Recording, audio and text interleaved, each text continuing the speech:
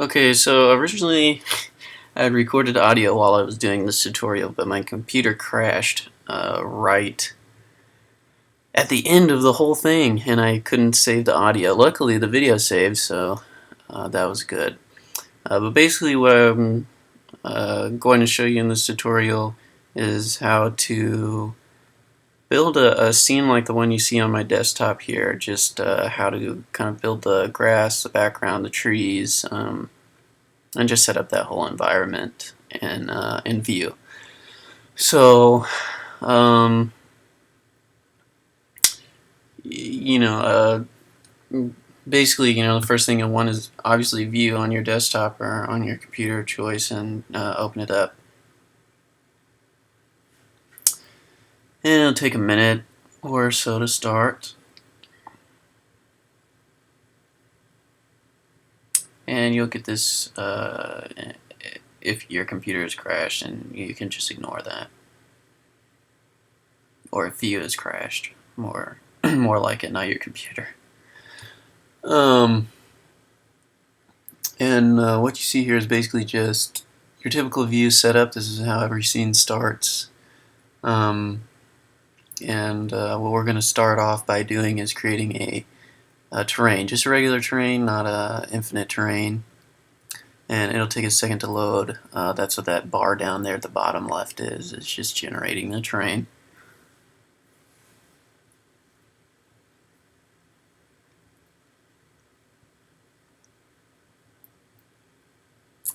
So once your terrain pops up, you will see this red thing in front of you. It won't always be the same for you. You might not be inside the terrain if you've moved your camera or if the terrain lands somewhere else. But basically what we want to do is, once the terrain is there, we want to double click on either the terrain inside the window or the terrain on that layer editor, and that'll pop up the terrain editor. Make sure you don't click on that picture next to the words terrain, or that'll just turn off the layer so you can't see it. So once you double click on it, you'll come up with that. This is the terrain editor, and what we want to focus on doing here is one, upping the resolution by clicking that multiplier sign up in the top.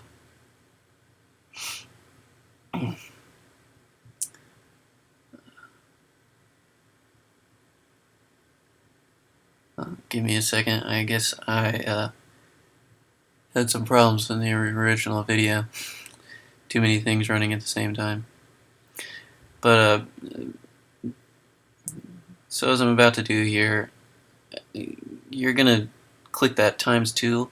That's gonna up the resolution of the terrain, make it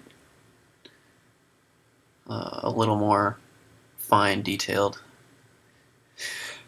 And then the next thing we want to do is, if you see it's pretty bumpy around there, and we want it to be nice and smooth. We want it to be nice and smooth so that we can produce the same type of terrain I did previously. So what we're going to do is make a click on the plateaus button, which will kind of level out the land a little bit, and it'll take a second to generate. As you can see down the bottom left corner, there's the generating terrain loading bar, and you want to click the plateaus button twice, 2 or 3 times, to kind of get it where you need it.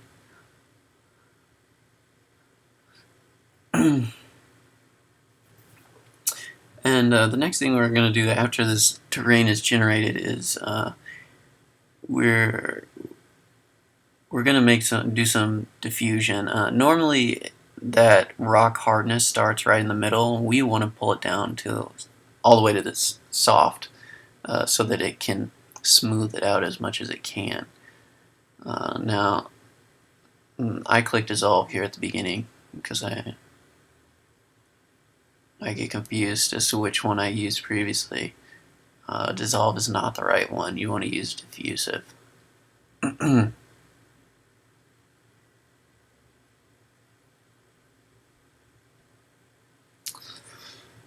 And you'll want to click diffusive a couple times, probably 3 or 4 times, to really get it as smooth as it needs to be.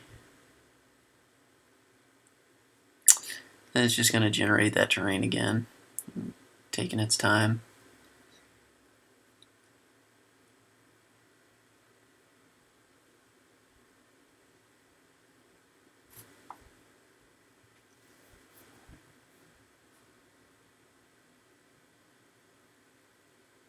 So much terrain generating.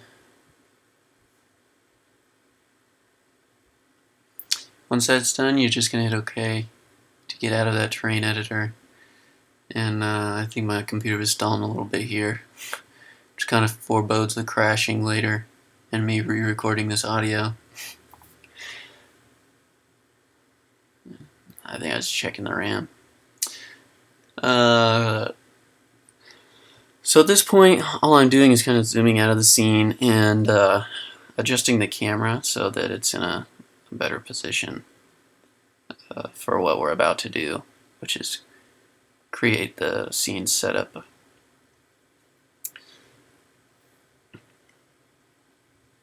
Basically, what I'm going to do next is take the terrain and just hit Control D to duplicate it and make an identical terrain. And with that terrain, I'm just going to pull it out to the right there using position, which or move, which you can hotkey using the M button on your keyboard.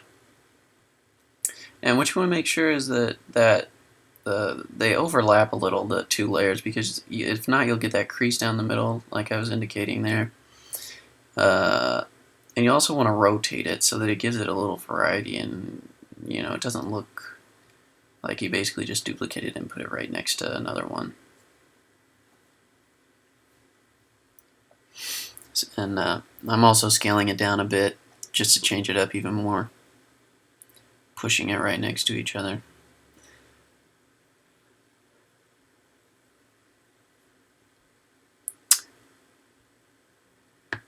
And right there, just showcasing the different hotkeys. If you press S for scale, or S, you'll change to the scale. If you press R, you'll change to rotation. And as I just said earlier, if you press M, it'll change to the move or position keys.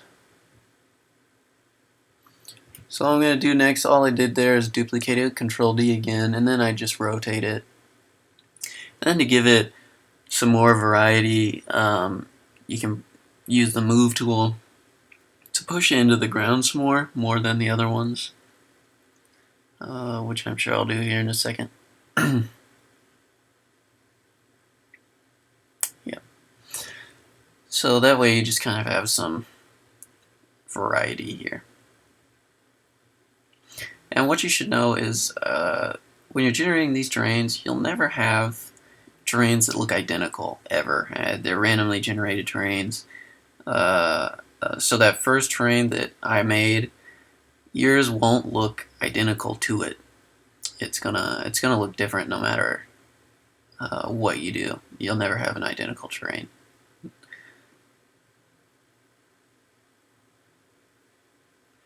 And basically what I'm trying to point out here is those trees, it's kind of like a depth of field type of thing. So these 3 layers that we've created so far, these are our foreground. That's where all the grass and the flowers and the weeds are going to go.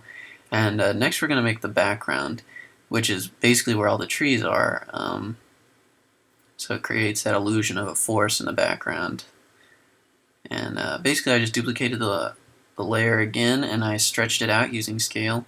And now I'm just repositioning it so that it can go, so that it's inside of those layers and kind of looks like the same thing. I've duplicated again, and I'm just rotating it to randomize it a little bit. And so now we've got the 2 background layers set up. And the next thing you kind of want to do, just for organization's sake, is to create a new layer down there at the bottom, that white thing. Click it and rename that layer background. And then you'll take terrain 4 and 5, your background layers, and put them behind there. And now we'll go ahead and work on terrain 4 and 5. And I think I screw up the first time and double click on the terrain there rather than right click to load a material. Right. So I'll exit out of that.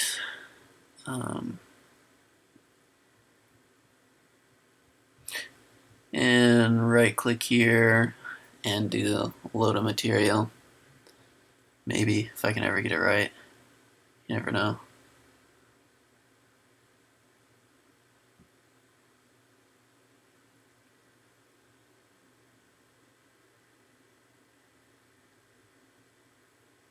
Okay, so load a material.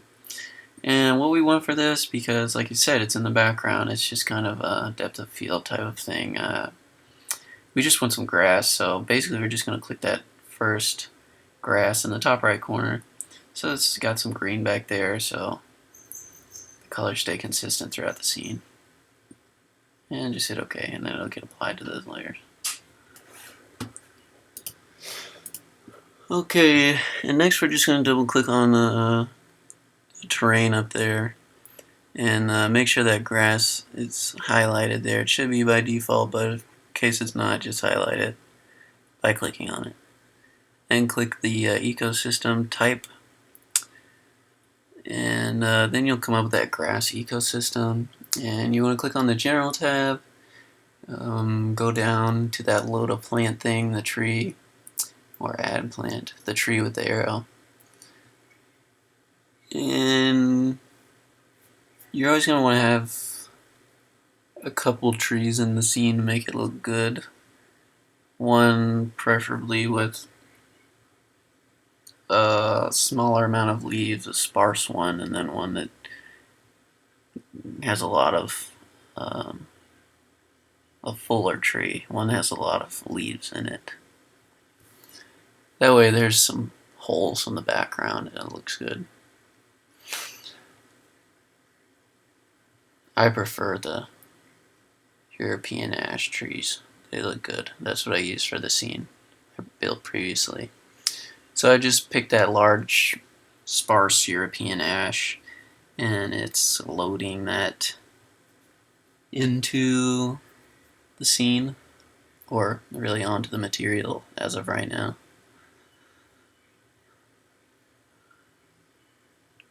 Ooh.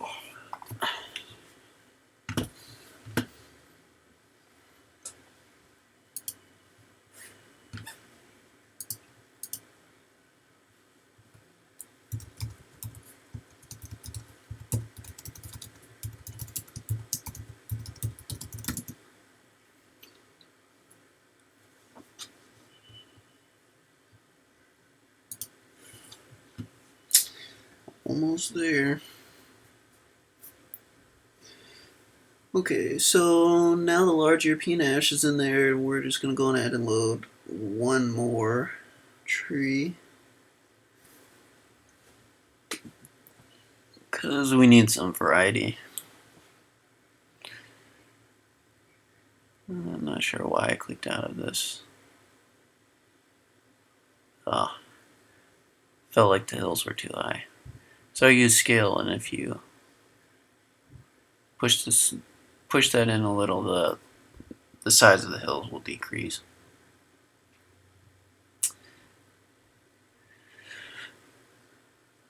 So now we're going to add another European ash, not the sparse foliage one, just the spring bright green one. It's a little fuller. It's got a little lighter of a green. So you can change it up a little.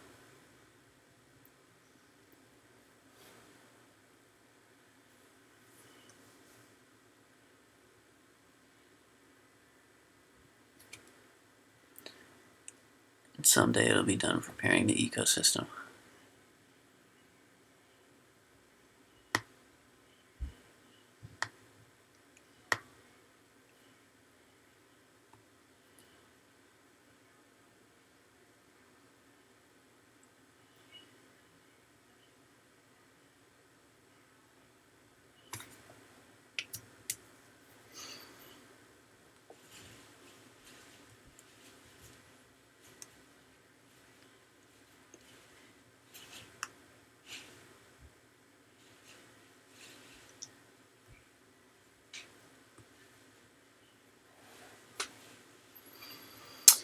Okay, so now what I'm doing is in that material, I'm basically taking the density tab and making the trees more dense on that landscape there. Basically, what that's saying is I want 85% of those background layers to be covered in trees.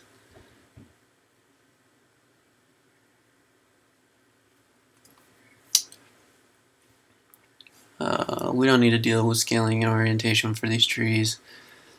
It's not something that's too big a deal. Actually, we need to change the scale from 1. Here I stop it at 3. It's going to need to be changed to 5 later, so if you want to go ahead and do that now to get it out of the way, basically you scale it up so that the trees look bigger in the background, more like a forest. It's that whole depth of field idea, or depth perception. I'm just pointing out there that you can do dynamic population if you want. I don't personally do it, I just manually populate it with that populate button over at the side. It's a lot easier on the computer. And now I'm populating it. And as you can see, all the trees have appeared now. So it's pretty dense. 85 or 83% ended up being pretty good. Better than I anticipated. Now I'm just changing the camera so that we can kind of get a better view of our trees in the preview window over there on the far right.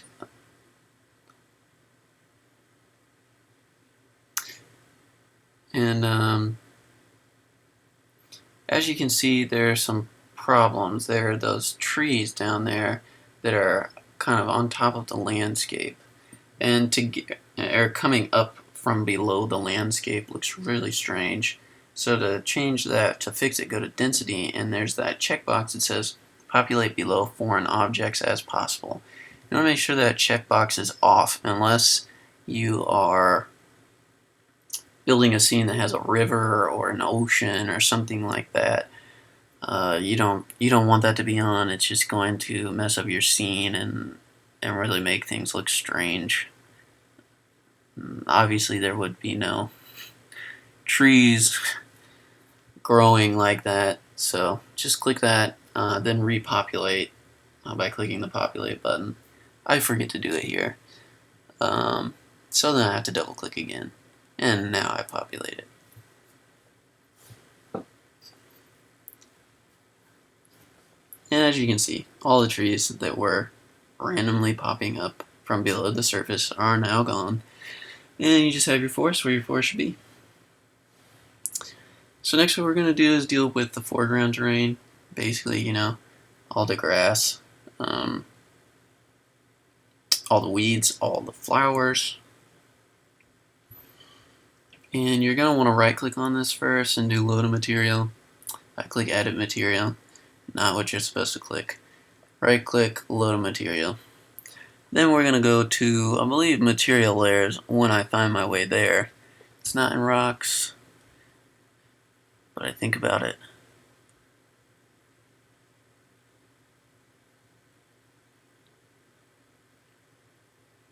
Obviously not in clouds. Not in ecosystems. It's not in landscapes. But in material layers. There's stones dull. And stones dull looks good. It's good at reflecting the light the way we kind of want it to. So once that loads, as you can see, it's loading the material. You'll double click on it. One thing we want to get rid of is if you click on, click there, you want to get rid of the displacement mapping. It just makes everything look not good, not the way we want it to for this scene. And then you just hit OK. Or leave it on there because we're coming back and now we're going to create another ecosystem by clicking the ecosystem radial button again.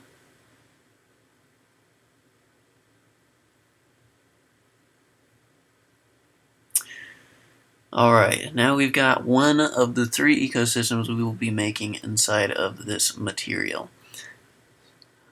I'm not sure why I clicked that. You click the add plant. We want grasses and plants here. And what you want is that long grass. Eventually I find it, I promise. It's always tricky. It's right next to all those plants I can't use. So there you go. You got the long grass. That's what you want. And once you have that long grass, just click OK and load it into the scene.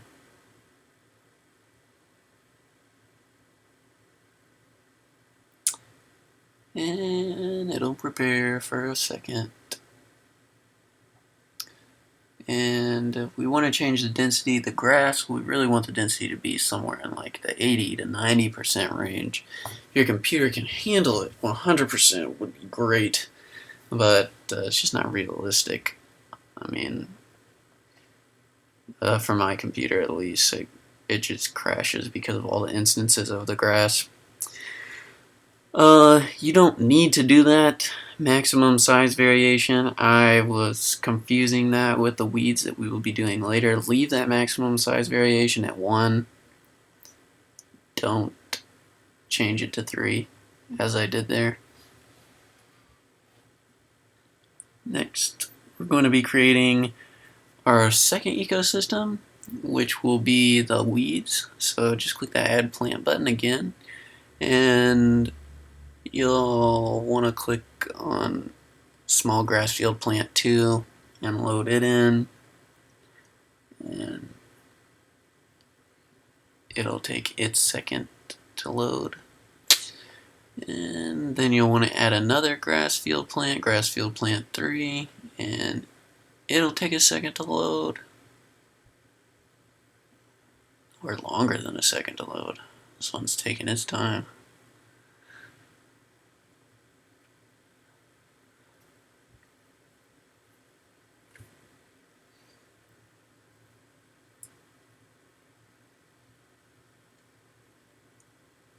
Almost.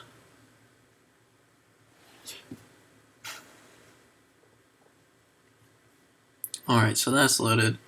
Next, what we're going to want to deal with is density. You don't want that to be too dense. It's kind of just random things in there to give it some variety. So somewhere in the range of 25% is good. And this is what you want your maximum size variation to be, 3. Basically, what that maximum size variation is doing is saying it can be a size of 1, 2, 3 for that particular material. Now I'm renaming the layers. So to rename the layers, you can just click up there and rename them. Weeds, that's for the grass plants. Grass, that's for the grass. Or the long grass. I can't remember what it's called. And then another thing we kind of need to deal with is variable density for these weeds. So you'll check that box, and then you'll double click on that gray material you see there. Basically what we're doing here is just applying a fractal so that it kind of spreads out the weeds. And the one we're going to be using for the weeds is the multi-dots.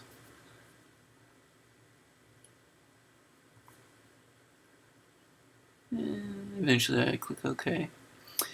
And basically what that's doing is saying, you know, all those white spaces on that material there, that's going to be the equivalent of how it's spread out on your terrain.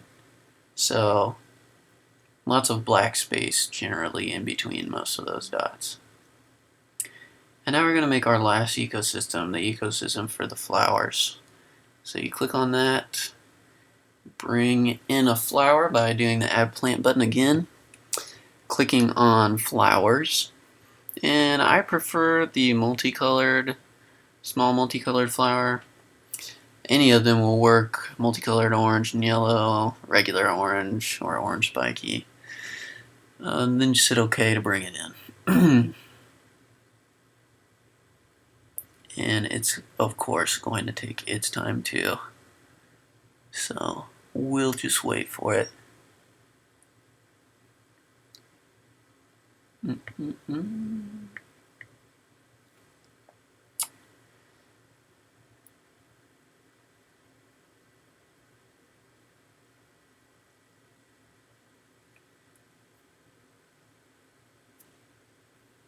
Oh man, so close.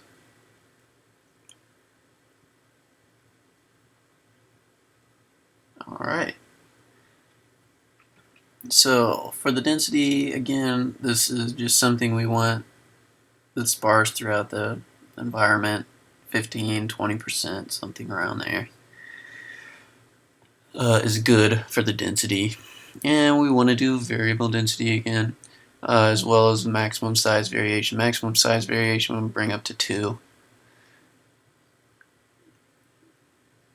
Density, we want to turn on that variable density.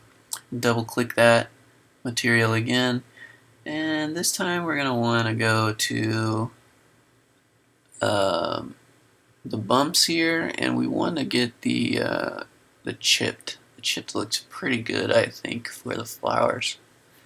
So once you have that, just click OK.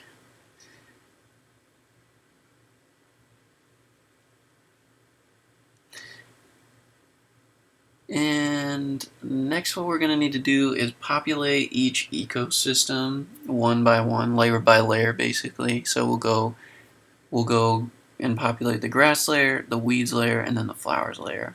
That's the order it should be done in. The order I will do it in. And now I'm going to populate it, and I will be back once it's done, which took longer than I expected. Okay, so at this point, I've flattened the land a little bit, as you can see, and I'm just going to go into the atmosphere editor and kind of build the atmosphere basically how I need it to be for the scene that we're building. In the light menu, what you're gonna want to turn on is the global radiosity there, and global radiosity is basically just like the highest quality light source that View can create for you. Really.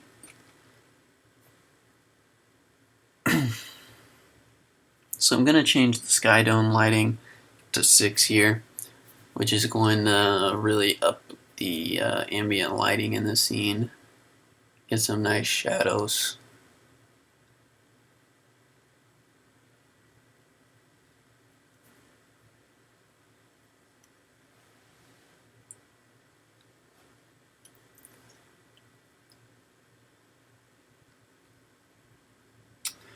Next thing I'm going to do is change the skylight color because I wanted my scene to be darker.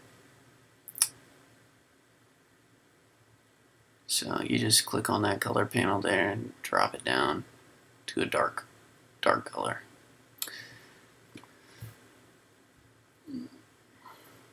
And the next thing you want to deal with is that light intensity. I have it at 0.03. And the light balance for the scene I had previously, I brought it up to around 90. 90 just brings in a lot of sunlight. I know that my scene is more of a dark one, but it looks nice to have that sun in there for the, or it's nice to have that sun in there for the lighting and the shadows and all of that. And the ambient lighting I brought all the way up to 100.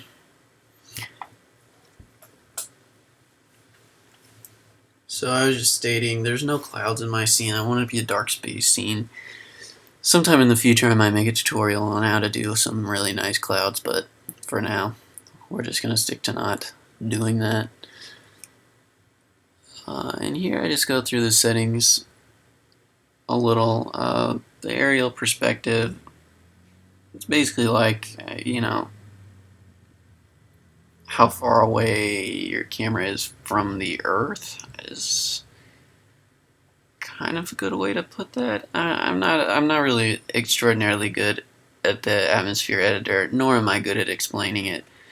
But it's just kind of how your environment is in perspective. Anyway, bad definition. But we'll set it at 2 because it looks good for what we're trying to do.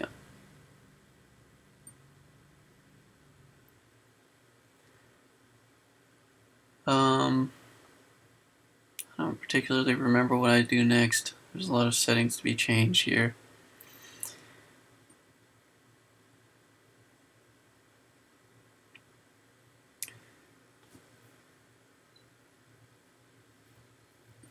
So the sky ground density I bring down a little bit.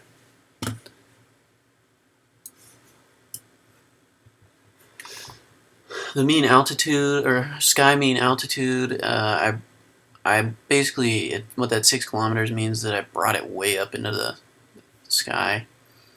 I brought the sky about twice as high as it was before. The haze, I'm getting mixed up with the fog. The fog should be at 1%, and will be here in a second. The haze should be at 7%. And the glow intensity, I set this at 100. Really, after I'm done with the scene, I kind of determined this probably should have been set lower, maybe somewhere in like the 60s or 50s. That it's just too bright for what I'm accomplishing or attempting to accomplish. And then you can just change these settings as you see fit. These are just my preferences for these settings. What I did in the previous scene.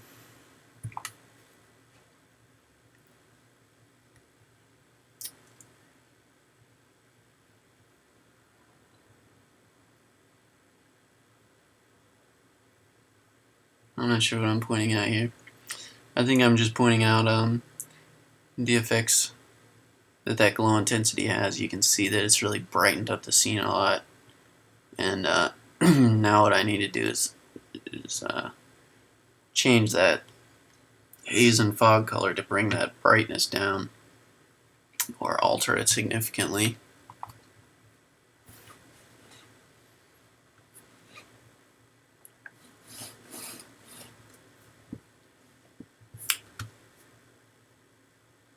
Someday I'll stop explaining.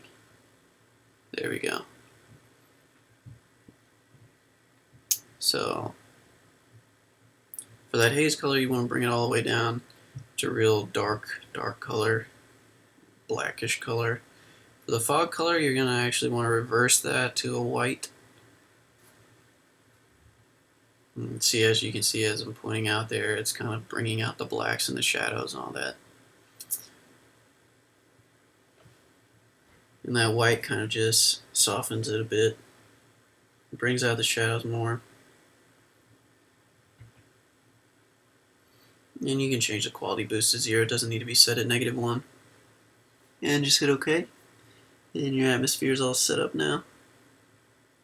I was stating here that I had set up wind in my old scene and tried to render it out with wind, but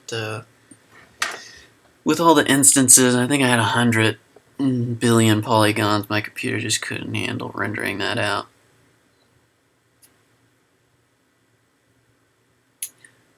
So as you can see, the scene's all set up. You'll notice that I have the gray rock or the white rock instead of grass like you'll see. That's just because I have a setting on so I can do this quicker. And now basically what I'm doing is I'm changing the lighting of the scene. I've selected the sun and I'm taking it and moving it back farther so the scene is a little darker. There will be more shadows, less light. And bringing it down so you can kind of see it inside of the scene itself. And you know, basically I'm just going to alter the position a bunch. The lighting of the scene is pretty important. It kind of really sets the mood for the whole thing, you know.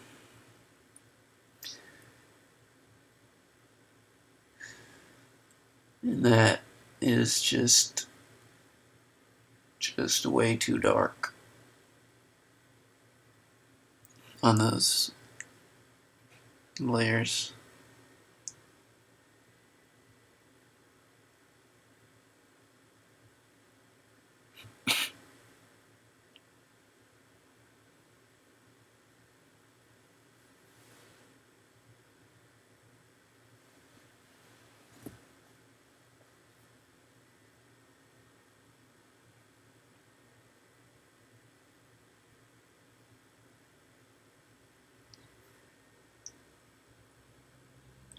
Oh, a thing I'm pointing out here is if you take the ground plane, that's this red line that goes all the way across the screen, you want to right click on its material once you select it and reset it. That'll give it that gray and it'll change the lighting of the whole scene. It seems like something that's really small, but it has a really huge impact on the screen, or on the scene that you're working with.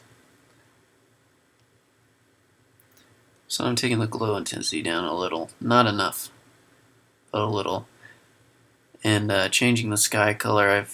This is all in the atmosphere editor. I'm changing the sky color down to a dark blue as well. Try and get it a little darker.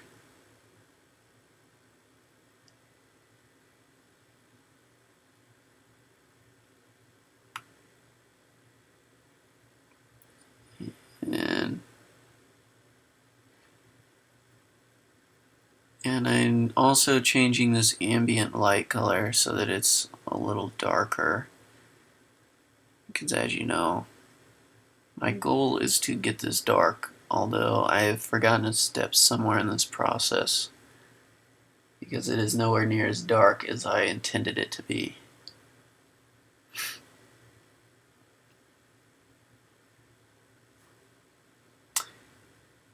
So basically I'm just moving the sun a little closer. I'm going to move it up a little bit as well, I think. And that's just so that it casts more of the shadows that I want it to.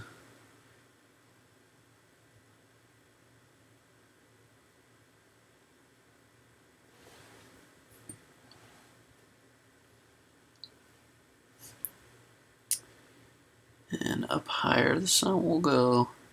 And there you can see that's more what I want. See, there's that little beam of light there in the center where the grass would be, as I'm pointing out. That just looks nice for whatever you're doing. And the next thing to do really is just to render it and see how it looks. So I'm just going to show you how to set up the render options by right clicking on that camera. And by default it's set at final, or it's set at preview. Preview is really low quality render. I don't like how it looks. But if your preview looks good, then your final render will look exceptionally good. Next thing you need to change is the render destination. Right now, and by default, it's set at render in main view. We want to have it render to screen.